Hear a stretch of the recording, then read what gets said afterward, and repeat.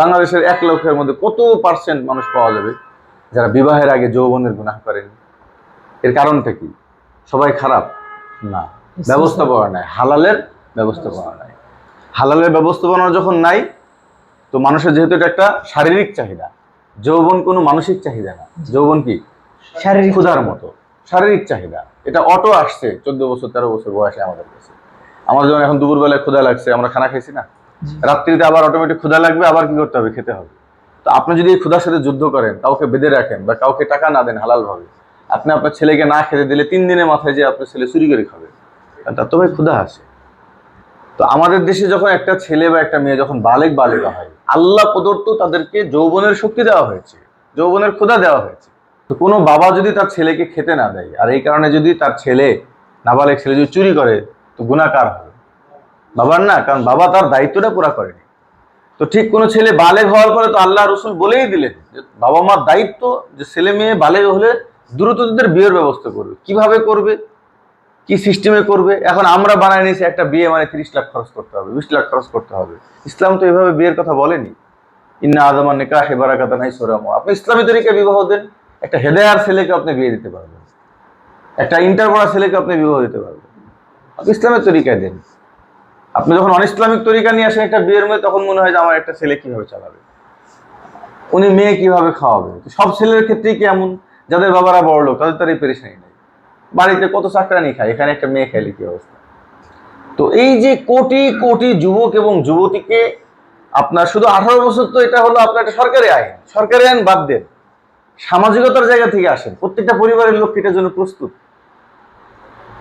দিনদার বলেন, জেনারেল বলেন, বাংলাদেশের কোন ফ্যামিলি এটাতে প্রস্তুত যে তার ছেলে বয়স 15-16 হলে ঠিক আছে তার বিবাহের ব্যবস্থা করে দিবে? কোনো ফ্যামিলিতে আছে? বা যদি কোনো ফ্যামিলি তৈরি হয়, এরকম বয়সের ছেলের সাথে কেউ বিবাহ দিবে? তো 16 বছর 17 বছরের একটা ছেলে, 18 বছরের ছেলে, 19 বছরের ছেলে, এরা কি স্ত্রী সামলাতে পারবে না? তো গার্লফ্রেন্ড 3টা পুষে কেমনে, এবং আপনার থেকে ভালোভাবে রাখে? কোনো বিষয় না, আল্লাহ তাআলা যোগ্যতা দিয়ে দিয়েছেন তাদেরকে, এটা অটোমেটেড আসে। কোনো পুরুষ কোন নারীর কাছে যাওয়ার জন্য কোনো নতুন করে শিক্ষা নেওয়া লাগে না, এটা অটোমেটেড, আল্লাহ প্রদত্ত। আল্লাহ তাআলা চাইছে এটা হালাল বিধানটা কি হয়ে যাবে, প্রচলন ঘটে যাবে। আল্লাহ রাসূল এই জন্য বলছেন নিকাহু মিন সুন্নতি, বিবাহ এটা আমার সুন্নাহ, এখান থেকে কেউ ফিরতে পারবে না। কারণ বিবাহ যত ফিরবে তত মানুষ গুনাহের মধ্যে কি হবে?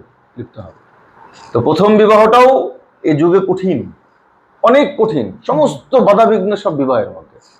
দ্বিতীয় বিয়েটাও কঠিন, অবশ্য পুরুষদের জন্য। বিবাহিত পুরুষরা জিনায় লিপ্ত হচ্ছে না, লাখ লাখ পুরুষ হচ্ছে না? বিবাহিত পুরুষদের কি জেনার জন্য কোনো রাস্তা বন্ধ আছে বাংলাদেশে? পতিতালয় থেকে শুরু করে, পরকীয়া থেকে শুরু করে, সবই তো বৈধতা দিয়ে রাখছে।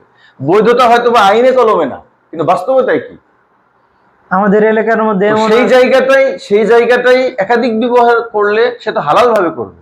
একজন পুরুষ যদি একাধিক বিবাহ করে, সে কিন্তু হালাল ভাবে একজন নারীর দায়িত্ব নিচ্ছে।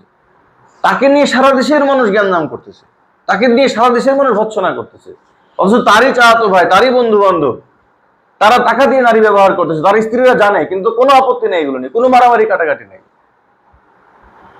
আজকে চিন্তা করে দেখেন, একাধিক বিবাহ নিয়ে যত আলোচনা সমালোচনা হয়, তো সমালোচনা তো হবেই, নাস্তিকরা করবে। কিন্তু বলেন তো, একাধিক বিয়ে নিয়ে যে পরিমাণ হাসাহাসি হয়, যে পরিমাণ সমালোচনা হয়, স্পা সেন্টার নিয়ে, পতিতালয় নিয়ে বা সমকামীদের নিয়ে প্রতিনিয়ত কি পরিমাণ তাদের বিরুদ্ধাচরণ করা হয়। বরঞ্চ তারা প্রতিদিন, আমি বললাম তো, প্রতিদিন সকাল 8টা থেকে 10টার মধ্যে লাখ লাখ ভিডিও আপলোড হয় এই আপনার কি যৌনতা এবং উলঙ্গপনার মধ্যে। বিবাহ বিপক্ষে টিকটক তৈরি হচ্ছে, নারীর স্বাধীনতা, নারীর ক্ষমতায়ন নিয়ে টিকটক তৈরি হচ্ছে, কত লাখ জায়গা থেকে পোস্ট হচ্ছে। তাহলে এই হালাল বিধানগুলো নিয়ে কয়টা পোস্ট হচ্ছে? হালাল বিধানগুলো নিয়ে কয়জন কাজ করতেছে? হ্যাঁ, অনেক দিনের কাজ অনেকেই করতেছে, কিন্তু 1-2 জন যদি হালাল বিধান নিয়ে কাজ করে, দেখবেন তাদেরকে সবাই গালি দিচ্ছে, দিবেই।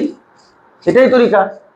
যারা হারামে লিপ্ত হয় তাদের কাছে যখন হালালের কথা বলা হবে, তখন না বুঝে কিছু মানুষ গালি দিবেই, তাদের এটা পছন্দ হবে না।